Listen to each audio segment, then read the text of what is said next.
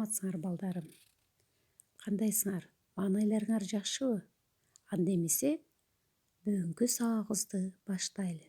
Бүгүн силер менен биз адеп сабагын өтөбүз. Адеп сабагынан бүгүн өтүлүүчү темабыз эл ичи өнөр кенчи. Бүгүн биз бул темадан өнөрлөр тууралуу кеп кылабыз. Анда эмесе китебиңердин 96-97 бетин ачып, мен айткандарыма көңүл коюп отургула. Бүгүн биз балдар силер менен өнөрлөр тууралуу кеп кылабыз. Анда эмесе сабагыбыздын максаты менен таанышып алсак.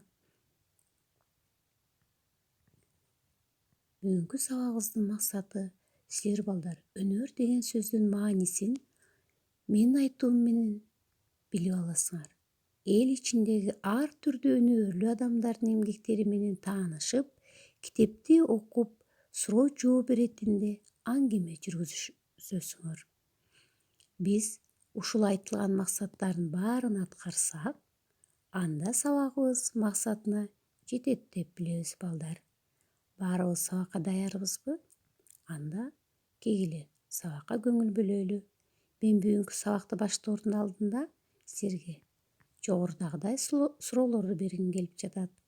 Өнөр деген эмне? Сага кандай өнөрлөр жагат? Сенин кандай өнөрүң бар? Анда балдар кегиле өнөр деген эмне тууралуу мен айтып берсем. Силер кандай өнөрлөр жагышын, кандай өнөрүңөр бар экенин аны сабактан кийин сүйлөшсөк, Өнөр деген балдар эл ичи өнөр кенчи деп темасы айтып тургандай эле, аябай эл ичинде өнөрлөр көп кездешет. Элибизде өнөрүң болсо өргө чап. Эр жигитке 70 өнөр аздык кылат. Өнөр байлык. Өнөрлүү жигит элин багат. Өнөрлүү адам көпкө таанылат, элге алынат деген акылман ойлору адам баласы эң биринчи өнөрдүн арты менен урмат сыйга ээ болот. Ал эми өнөр пайдалана албаган адам кандайдыр бир жансыз сүрөткө айланат. Өнөр байлык. Эгер акылдуу, даанышман боломун десең, өнөрлүү болууну көбүрөөк ойлон. Өнөрдүн арты менен сый урматка жетишесиң. Мынакей балдар, ушул мен айткан өнөрлөрдүн бири мына манасчылык. Манасчы дагы өнөрдүн эң бир туу чокусу десек болот. Бизде айтылат го, туубаса талант, туубаса өнөрү бар экен дейт. Мына ушул манасты улуу Саякбай Каралаев, бизде Сагынбай Орозбаков деген улуу манасчыларыбыз болгон, манас айткан. Алар манас айтканда, канча күн уктабастан түнүгүн айткан экен. Бул дагы өнөр балдар.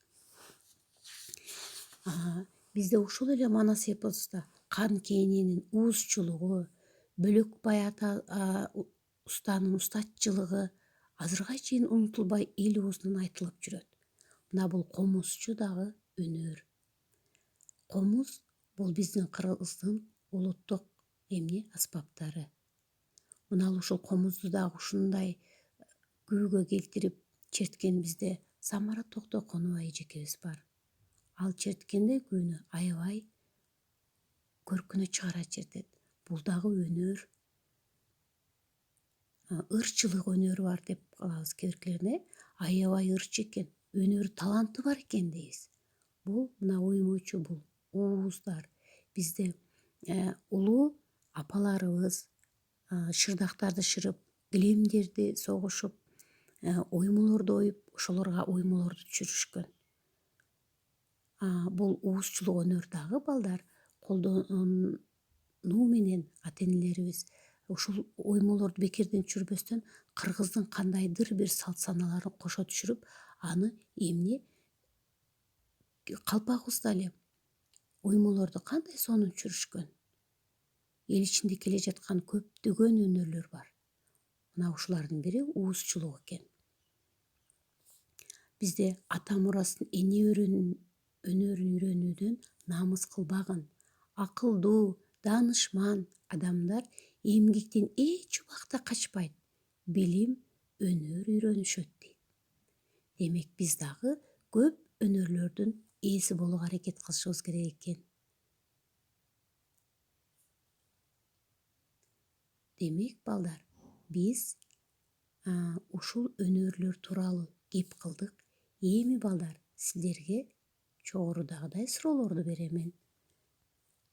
Хан жуучуларга кандай талап койду? Калыстар кандай чечимге келишти? Жаннат кызды сүйлөп жиберишине эмне себеп болду? Эл алардын өнөрүн кандай баа беришти? Сен кандай баа берет элең?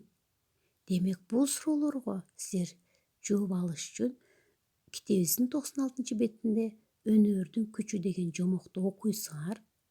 Мына ошону окуп, түшүнүүңөрдү мага айтып берсеңер, ушул суроолорго жооп берген болосуңар балдар. Ушул жомокто өнөрлөр тууралуу аябай жакшы кеп болгон. Анда эмесе баарыңар ушул китепти окуп, шашпастан түшүнүп, анан мага айтып бересиңер. Ал эми үйгө тапшырма. Балдар шакирт болдум деген 98-беттеги ырды жатташат.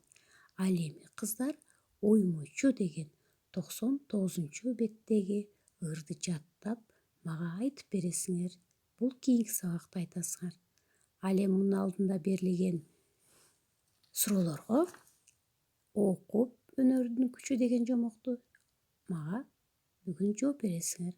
Анда балдар, бүгүнкү сабагыбыз силерге түшүнүктүү болсо, саламатта калгыла. Кийинки сабакка чейин, жолукканга чейин аман болгула балдарым.